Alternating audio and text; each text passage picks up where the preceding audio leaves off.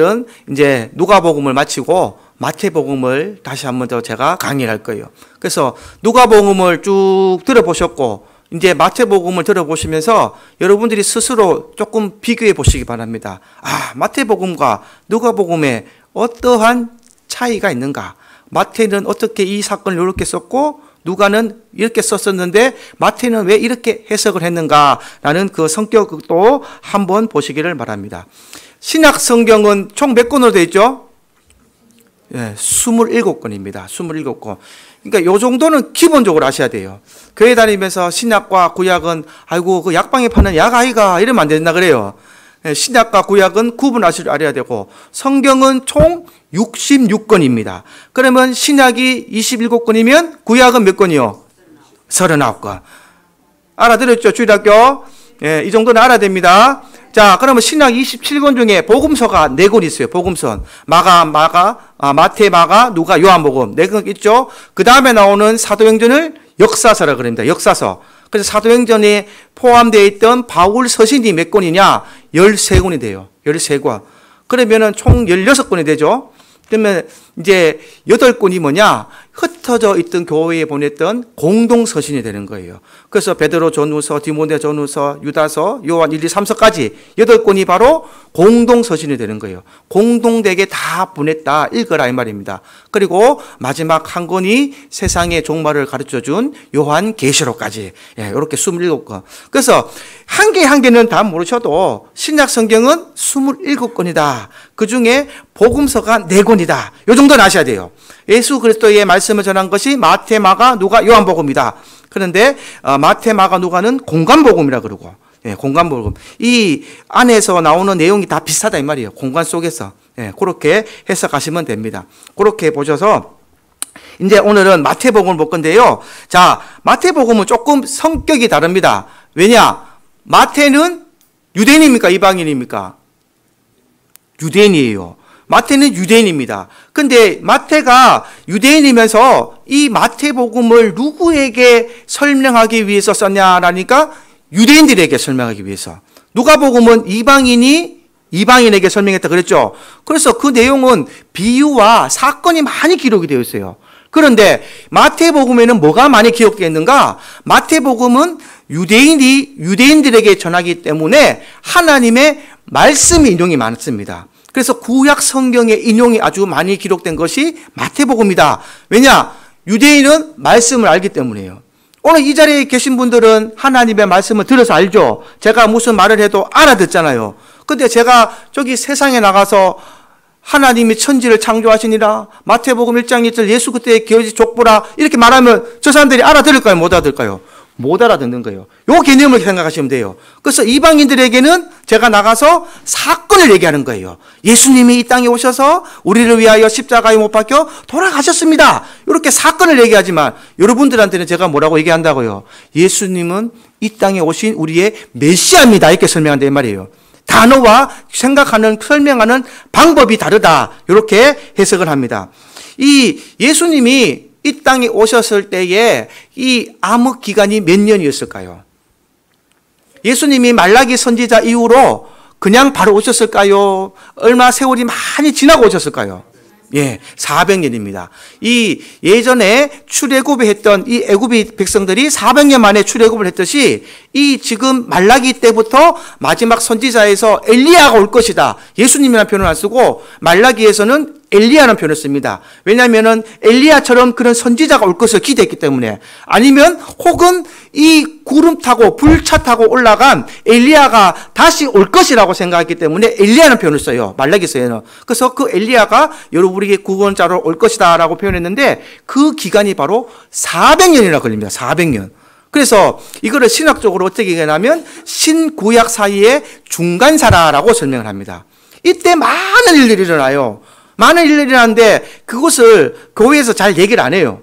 그걸 학교 다닐 때만 잠깐 배우고는 얘기를 잘 안 합니다. 근데 오늘 신구약 중간사를 한번 잠깐 설명드리겠습니다. 왜냐? 이것은 하나님의 이루어진 역사였고 예언된 일이었고 이 400년 동안에 그대로 이루어졌기 때문에 제가 설명을 드린 거예요. 그래서 이 어렵고 징계의 시간 동안 유대인들은 계속 하나님 앞에 간구했던 겁니다. 뭘 보내달라고요? 메시아를 보내달라고, 엘리야를 보내달라고. 이 애탔던 그 심정을 한번 살펴보셔야 되는 거예요. 지금 이 유대인들이 어떻게 힘들었는가? 이 말라기 시절 이때에 이스라엘을 지배했던 시대는 페르시아 때입니다. 이 페르시아 때인데 바빌론 제국이 멸망하고 페르시아가 일어섰는데 이 페르시아에 의해서는 또 뭐 때문에 망하는가? 헬라 제국에 의해서 망하게 돼요. 이것은 나중에 다니엘서에 보면 그 얘기가 다 나옵니다. 그래서 이 헬라 제국에 의해서 이 나라가 알렉산더 대왕 들어보셨죠? 알렉산더 대왕이 다 이제 나라를 정복하고 해서 나라를 네 군데로 막 쪼개버려요. 그래서 나라를 쪼개는데 이 북쪽과 남쪽을 막 서로 하기 위해서 전쟁을 하게 됩니다. 나라를 많이 가지고 있던 이 나라와 이 헬라 제국에서 이쪽 나라가 막 전쟁을 하게 되는 거예요. 근데 그 중간에 누가 있는지 아세요? 그 중간에 이스라엘이 찐 게 있는 거예요. 그러니까 150년 동안 이쪽이 내려오면 여기 치우치고 저쪽이 올라가면 저쪽에 치우고 이거를 150년 동안 전쟁에서 시달리는 것이 바로 이스라엘입니다. 그래서 이스라엘의 왕들은 어떻게 되는가? 눈치를 보는 거예요. 이쪽 왕이 내려오면 이쪽 왕이 눈치를 봐야 되고 저쪽 왕이 눈치를 보면 저쪽 왕이 눈치를 보게 되고. 여러분, 우리나라가 아주 이스라엘과 흡족합니다. 그것이 뭐냐? 우리나라도 옛날에 청나라와 일본의 사이에서 우리나라는 뭐예요? 갈 수 있는 통로예요, 통로. 배를 타고 저 중국까지 가려고 하면 뭔데? 일본에서 중국 가려면 우리나라에 딱 내려가지고 육로로 이동하면 가까운데 육로로 이동하기 왜 좋냐면요.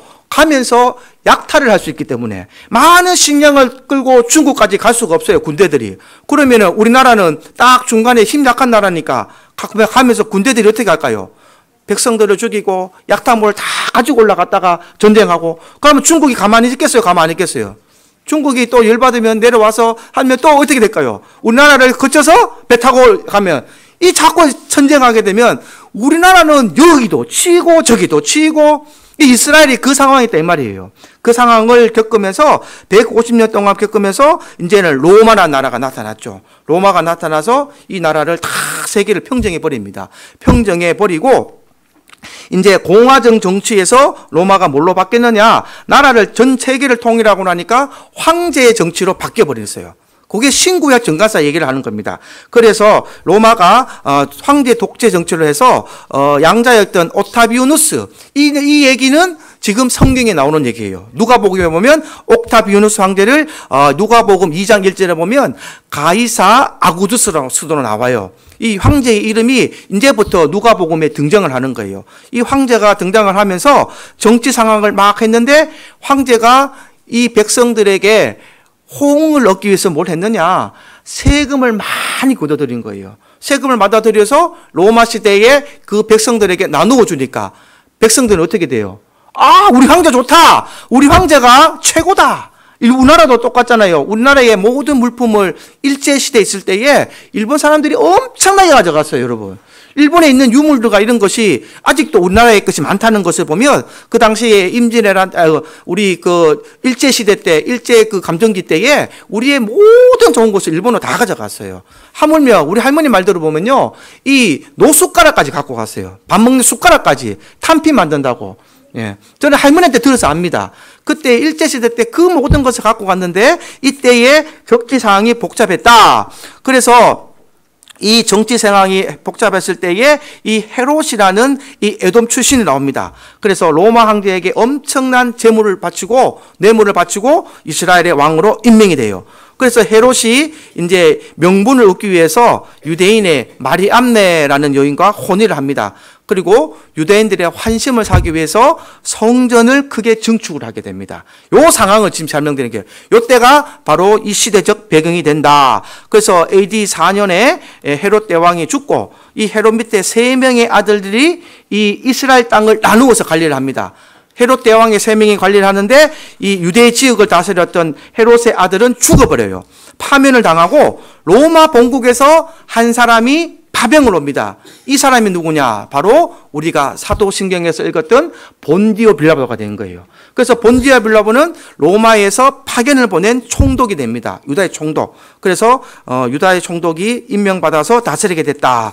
그러니까 이런 상황이 되니까 지금 백성들은 소망이 없는 거예요. 너무 희망이 없습니다. 살아가기가 너무 힘드는데 이 마태는 이것을 전하기 위해서 어떻게 해야 되는가? 하나님 앞에서 자꾸 간구를 하는 거예요. 우리의 왕을 보내주시다 그러는데 언제 보내주십니까? 언제 보십니까? 이 기간이 몇 년이라고요? 400년이라니까요. 성경에는 잠깐 아무것도 없지만 400년 동안 이 긴 세월 동안 이스라엘에서 하나님께 보내주신 그 왕을 보내려고 했는데 이제 400년 만에 예수 그리스도께서 이 땅에 오시게 되는 겁니다. 그래서 그 얘기를 지금 하게 됩니다. 그래서 이러한 상황 속에서 마태라는 사람이 예수님의 제자가 됩니다. 그리고 예수님께서 구약에서 예언한 그 메시아, 그걸 알게 된 거예요. 그래서 이 사실을 유대인들에게 관점에서 해석을 하는데 그것이 바로 마태복음이다. 이렇게 기억하시면 되겠습니다. 그래서 우리가 제일 먼저 기억해야 할 것이 뭐냐? 유대인이었던 이 마태가 예수를 알고 난 뒤에 이 유대인들에게 이 예수가 누구인지를 알게 하기 위해서 기록했다는 것을 알게 돼야 합니다. 여러분, 우리가 인생을 살면서 말로 전해오는 것보다 글로써 남기는 것이 더 정확합니다. 그리고 글로써 기록하는 것은 세월이 지나도 변하지 않아요. 말은 자꾸 옮겨가면서 어떻게 돼요? 조그만한 일이 나중에 되면 이만하게 신화가 되어버려요. 사람이 한 일이 조그맣게 했는데 나중에는 신화로 되어버리고 막 바뀌어버리지만 이 글로써 남긴 기록은 한 번 기록한 글은 변하지 않습니다. 그래서 이 것을 기록해서 마태복음이 탄생하게 됐다. 그래서 마태의 직업을 한번 살펴볼만 합니다. 마태의 직업은 세리였습니다. 세리라는 것은 지금으로 말하면 세금을 거두던 공무원이에요. 공무원. 그래서 세무공무원은 여러분들 한번 주위에 계시나요? 세무공무원 제 주위에 한 분 계시는데 무슨 말만 하면 적어요. 엄청 꼼꼼하셔요. 뭔가 기록하고 남기고 하는 것이 그분의 습관이 되어버렸어요. 직업이 그렇다 보니까. 무슨 말하고 대화를 해도 제 타교의 장로님이 지금 국세청에서 근무하시고 지금 은퇴해서 세무사로 계시는데 무슨 대화를 하면요 꼭 대화를 적더라고요.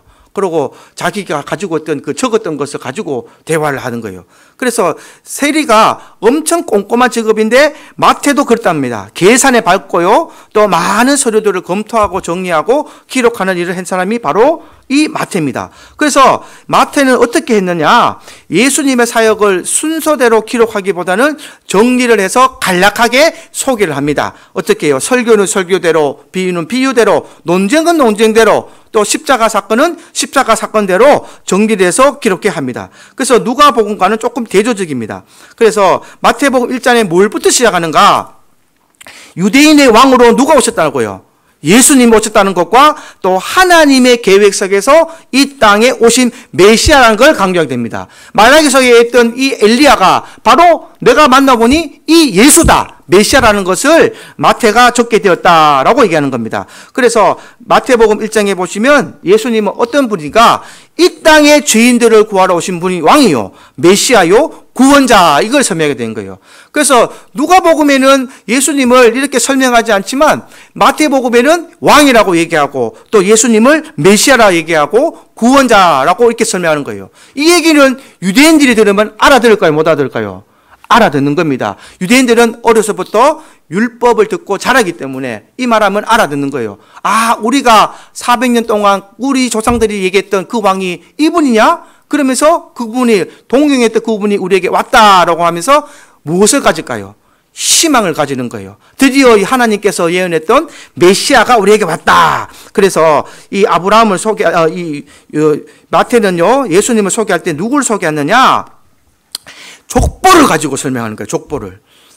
지금 제 족보에 보면 제까지는 기록이 되어 있거든요. 제가 족보를 가지고 있는데 아직은 어느 은국이가 없어요. 그걸 어디 가서 정리 잘 모르고 그냥 가지고 있는데, 만약에 제가 어느 은국이를 딱 우리 족보에 올리고 만약에 어느 은국이의 후손이나 나의 모르는 먼 친척들이 내가 누구냐고 물어볼 때에 가장 설명하기 쉬운 게 뭘까요?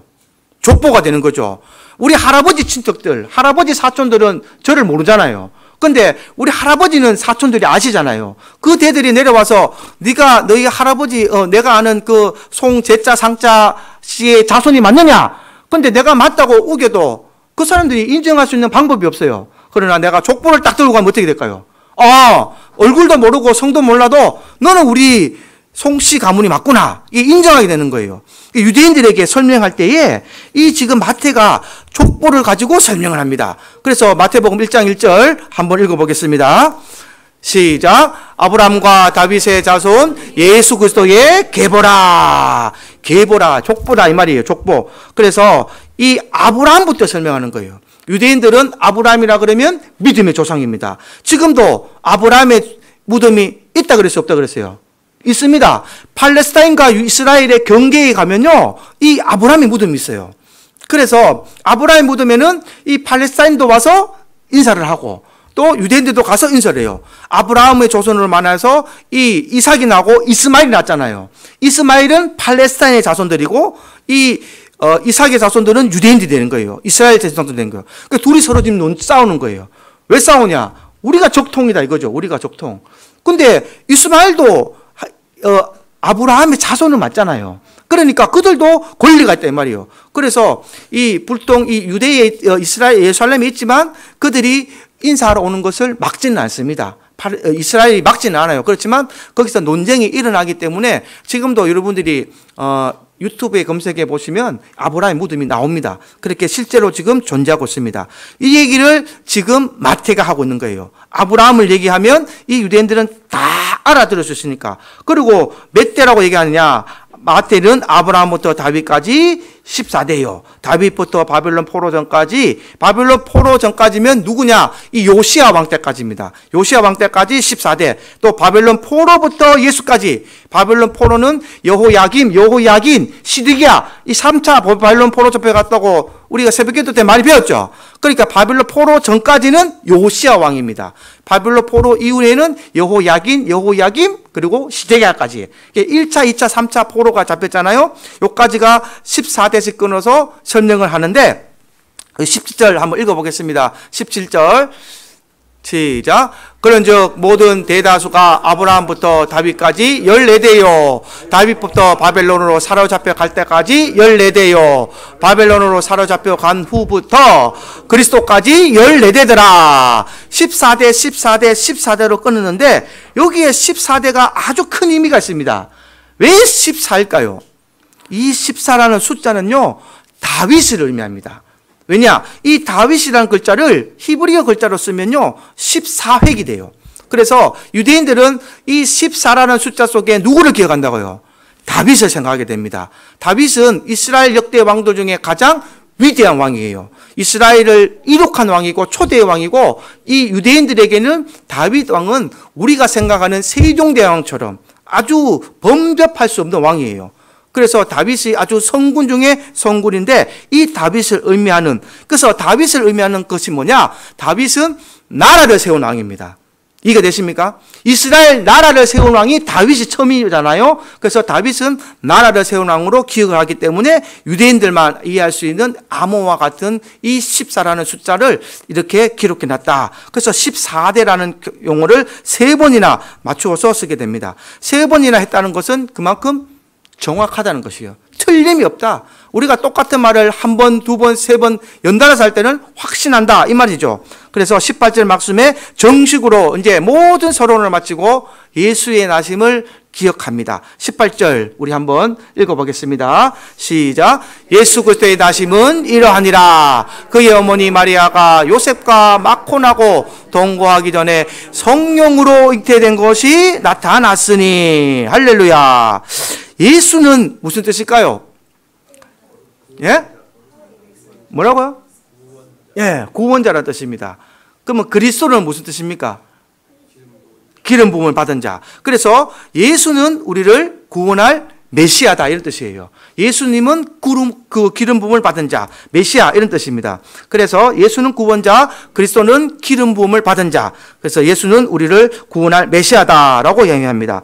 믿음의 조상 아브라함의 후손이고 다윗의 나라를 회복할 왕이고 또 구약의 선지자들에 의해 예언되었던 그분이 바로 이 땅에 오신 메시아 예수 그리스도라는 것을 설명하게 되는 거예요. 이걸 유대인들에게 설명하기 위해서, 족보를 위해서, 그리고 더 중요한 것을 설명하게 됩니다. 이 성령이라는 단어를 써요. 성령. 자, 이 성령으로 잉태되었다는 것을 설명하는데 왜 성령이라는 단어를 썼을까요? 그냥 오시면 되는데, 그냥 예수님께서 오셨다라고 말했는데 이 유대인들에게 설명하기 위해서 성령이라는 단어를 썼어요. 이것은 바로 뭐냐? 유대인들에게 하나님의 방법으로 오신 분이다 이 말이에요. 하나님이 보내신 분이다 이 말입니다. 인간이 태어난 것이 아니라 하나님께서 보내신 분이라는 것을 강조하기 위해서 성령이라는 단어를 쓰다는 겁니다. 그래서 성령으로 왔다는 것은 뭐예요?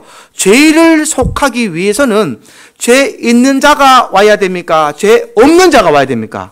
죄 없는 자가 와야 되는 거죠. 상식적으로 맞는 거예요. 제가 많은 사회적인 범죄를 저지르고 목사로서 다른 사람에게 세례를 준다든지 다른 사람에게 권면을 하면 그 사람이 받아들인 사람이 받아들이기 쉬울까요? 어려울까요?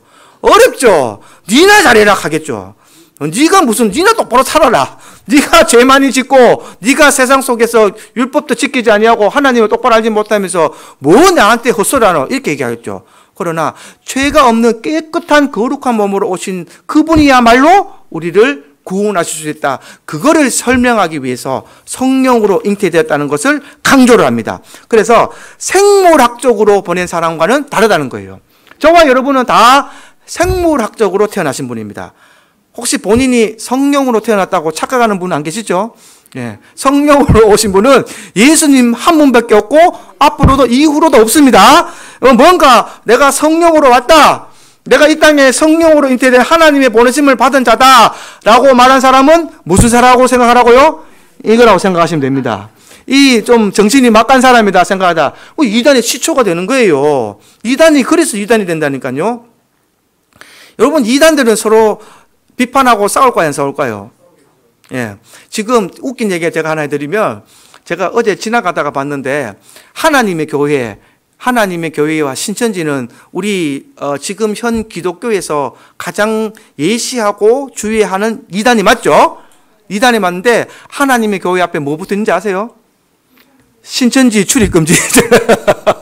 내가 어제 그거 보고 웃음이 나더라고. 저거끼리도 오지 마라 그래. 하나님 교회 앞에 딱 적어놨어요. 우리 교회처럼. 신천지 출입금지, 이단의 출입을 금합니다. 딱 적어놨더라고요. 아이고, 내가 어제 지나가다 그걸 보고 웃었습니다. 저거끼리 그러고 있어요, 지금. 웃기지 않습니까? 그 얘기를 하고 있습니다. 그러나 성령으로 오신 분은 주님 한 분밖에 없습니다. 할렐루야.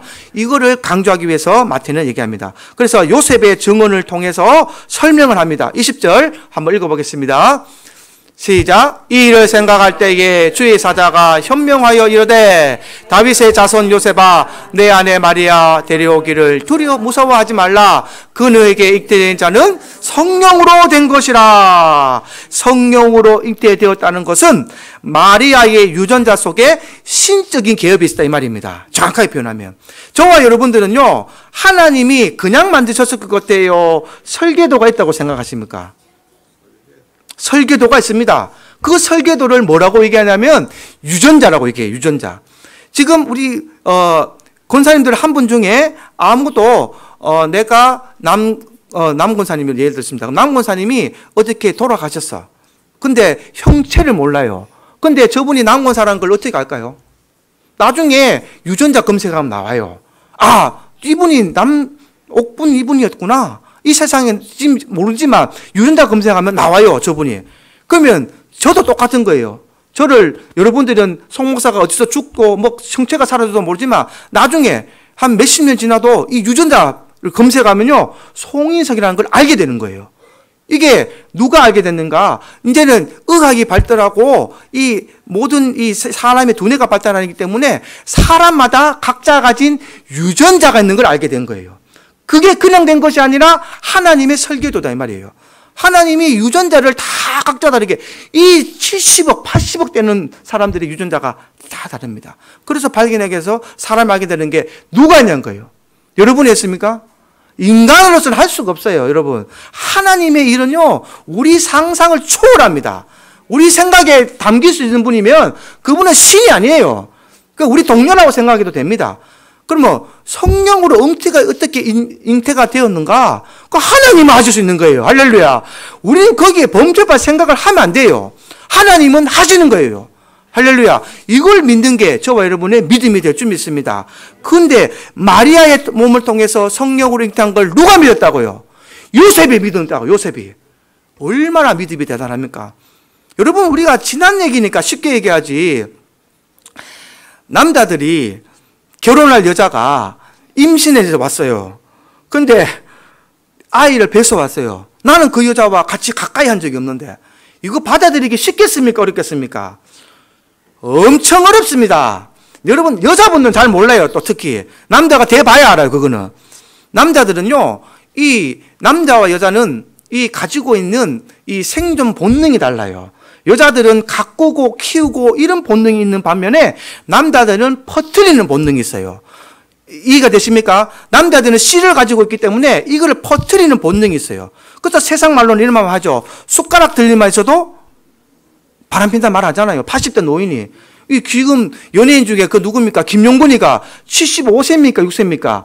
그 지금 애 낳았잖아요. 그 참 대단해요. 힘도 좋아. 그대도 지금 하는 거 보면 이 남자들은 여자와 본능이 달라요. 남자는 당연히 자기 씨를 놓게 하고 싶은 본능이 있는데 마리아가 그걸 한테 그걸 믿을 수 있겠습니까? 저다 곰곰이 생각해 보면 쉽지 않은 일입니다. 그러나 요셉은 천사의 음성을 듣고 그 음성에 순종한 걸 기억하시기 바랍니다. 아주 훌륭한 사람입니다. 그래서 이 죄성이 없는 인간의 죄성을 가지고 태어난 분이 아니라는 것을 설명하기 위해서 이런 설명을 하고 또 21절에 보면 이 설명을 합니다.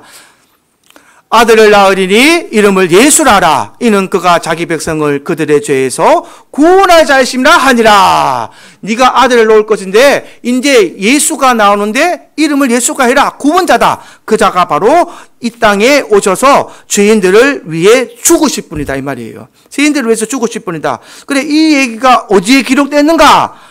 이 얘기까지 해줍니다. 그냥 자기의 말을 하는 것이 아니라 구약에 기록된 대로 그대로 반영을 합니다. 22절 한번부터 읽어보겠습니다. 22절. 이 모든 일이 된 것은 주께서 선지자로 하는 말씀을 이루려 하심이니. 선지자가 뭐라고 말씀하셨을까요? 23절 한번 합독해서 읽어보겠습니다. 시작.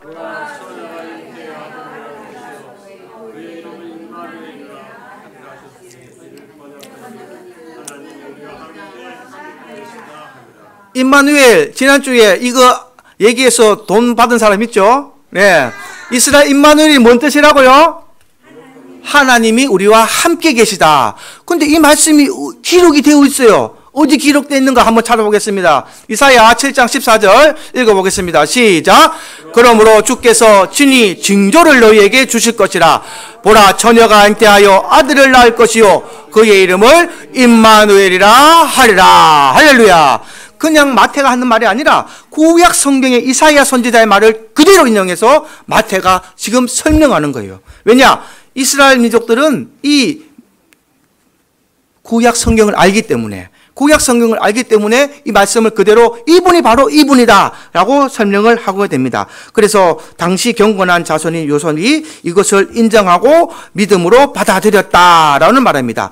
결혼을 정원한 여자가 음행을 하게 되면 이 당시로는요 파혼을 하게 됩니다. 그리고 그때의 그 죄로 인해서 사형에도 처할 수 있어요. 그러니까 내 여인이, 나랑 정혼한 여인이 나를 사랑하지 않고 다른 남자와 정을 통하고 임신을 하게 되면요 내가 그 여자와 파혼하고 사형까지도 하게 된다 이 말입니다. 얼마나 큰 죄입니까? 이 고대시대 때는. 여러분, 사대부 여인들이 가장 귀하게 여긴 것이 뭡니까? 우리나라에서도 정절이잖아요. 그래서 열려문, 남편이 일찍 시집 가도 죽어도 평생을 수절하며 살면은 그것이 의라고 여겼던 것이 우리 조선시대 때 우리나라에도 내려오는 법입니다. 근데 고대시대는 더하면 더하지 쉽지 않았을 일이었다 이 말입니다. 그래서 이 요셉은요 이것을 그러나 하나님의 말씀과 구약의 예언을 믿음으로 받아들였던 자다 이 말이에요. 얼마나 이 사람이 믿음의 사람이었는가. 그러나 이 마리아도 똑같은 사람입니다. 요셉과 마리아도 똑같이 이 믿음의 사람이었다라는 것을 알 수 있습니다. 그래서 누가가 볼 때에 마리아는 어떻게 소개하는가 우리 한번 읽어보겠습니다. 누가복음 1장 30절 한번 읽어보겠습니다. 시작. 천사가 이르되 마리아여 무서워하지 말라. 내가 하나님께 은혜를 입었느니라.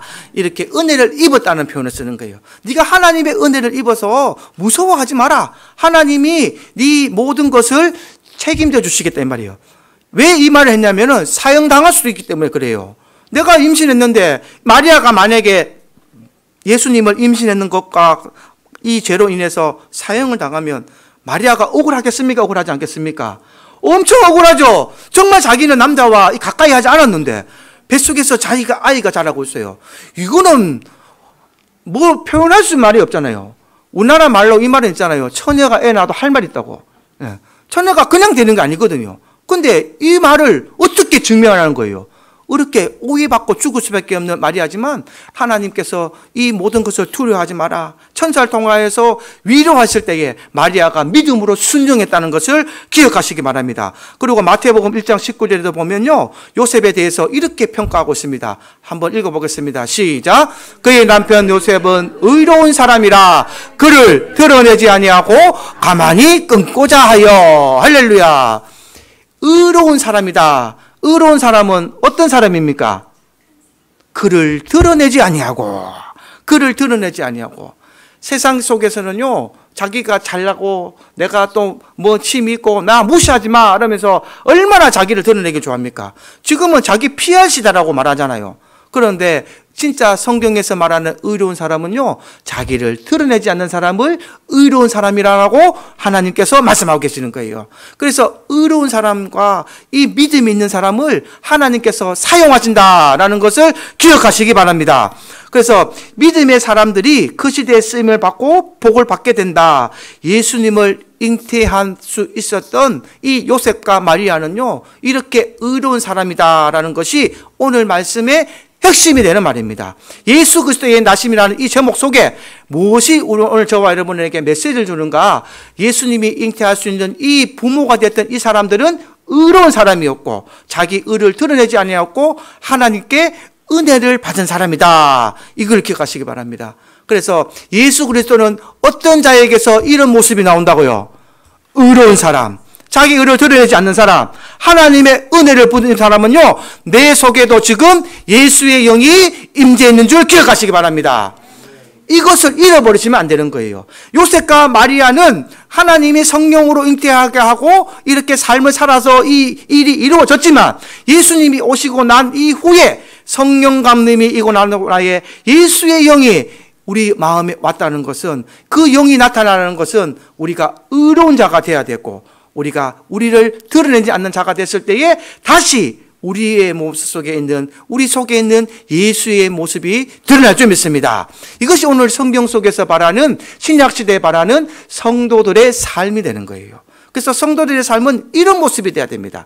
구약에 설명하는 이 요셉과 마리아는 그냥 예수를 잉태한 몸이지만 오늘날 저와 여러분 몸에서는 예수와 함께 동행하는 자, 예수의 영이 내 안에 내주하고 함께 살아가는 자, 이렇게 돼야 될 줄 믿습니다. 그래서 우리가 예수 그리스도의 영을 가지고 구원자가 되는 거예요. 할렐루야. 예수 그리스도의 기름 부음 받은 자가 저와 여러분이 되어야 될 줄 믿습니다. 그리스도가 되어야 되는 거예요. 기름 부음 받은 자. 예수의 영이 내 안에 들어와서 이제 예수님이 이 땅에 오셨으니, 예수님이 이 땅에 오시고 부활하고 돌아가셨으니 그 사명을 오늘날 저와 여러분들이 감당해야 되는 것입니다. 그래서 오늘 마태복음 1장의 말씀에 보면 이 유대인이 유대인에게 전한 말씀 중에 가장 중요한 것이 뭐냐? 메시아가 왔다 이 말입니다. 그러나 우리는 메시아가 부활 승천하고 난 이후에 저와 여러분들 마음속에 누가 왔다? 메시아가 왔다가 아니라 있답니다. 있다. 할렐루야. 저와 여러분들 마음속에 예수가 있다는 것을 기억하시기 바랍니다. 그래서 예수가 있던 저와 여러분의 삶이 오늘 말씀을 듣고 예수는 구원자시고 기름 부음을 받은 자가 내 안에 계시니 내가 의로운 자가 되어야 되시고 나는 하나님께 은혜를 받은 자라라는 것을 늘 되뇌시기 바랍니다. 그래서 모든 삶 속에서 감사하시고 모든 삶 속에서 선함과 행하심을 주님의 이름으로 베푸셔서 주님이 항상 동행하시는 그런 삶이 되기를 주님의 이름으로 축복합니다. 그래서 앞으로 마태복음을 통하여서 이 마태가 보고 경험했던 예수가 어떤 분인가 살펴볼 거예요. 소개하는 글들을 읽으면서 마태가 만난 예수와 그 예수님이 행했던 그 기적과 능력이 저와 여러분들의 능력이 되고 여러분들의 소망이 예수님이 보여줬던 그 희망이 그 영생의 길이 오늘날 저와 여러분들에게 끝까지 존속되어 가기를 주님의 이름으로 축원합니다. 찬송가 88장 찬송 드리겠습니다.